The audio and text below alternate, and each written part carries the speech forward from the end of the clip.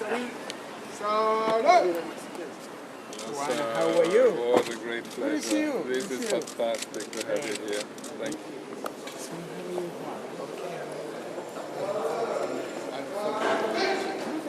So really. Congratulations.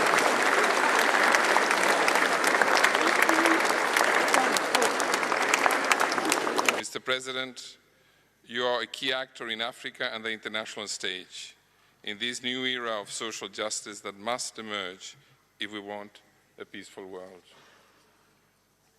Let me highlight your Mkukuta strategy for growth and reduction of poverty.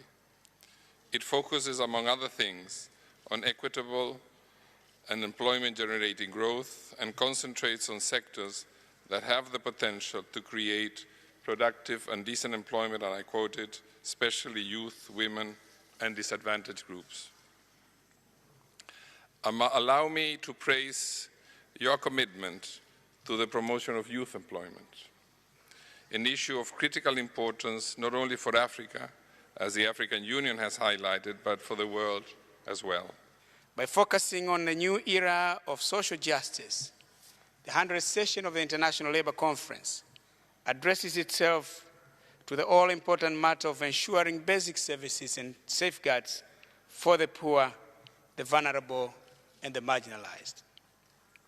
It also puts emphasis on the importance of creating opportunities for decent work, which by definition means availability of jobs that are productive and secure, jobs that ensure respect for labor rights, jobs that provide adequate income to the worker, offer social protection, and allow social dialogue and bargaining. Mr. President, this meeting is taking place at a time when globalization continues to pose challenges and presents opportunities for countries as well as for the work of the International Labour Organization. The relationship between globalization and labor is that of interdependence. Globalization depends on labor for its success. As a result, a crisis in globalization inevitably results in worsening conditions of labor, even though its prosperity does not necessarily mean social justice. The recent world economic and social crisis has posed new challenges in the realization of the decent work agenda and threatens to erode some of the lofty gains the world has made in the past many decades. These new challenges demand new approaches. The ILO Director General's report speaks volumes about this and provides us with new lens for viewing the global challenges. It calls for transformation of existing patterns of growth to make them economically more efficient, socially stable, environmentally friendly, and politically sustainable. Difficult as it may seem, it is imperative for developing countries to design policies that promote efficient growth patterns that are inclusive, environmentally friendly, and sustainable.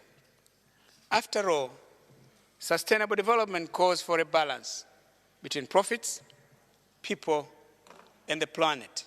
Achieving social justice and decent work in a globalized area has proven to be a daunting task for many developing countries, especially in sub-Saharan Africa, where the majority of the poor nations are.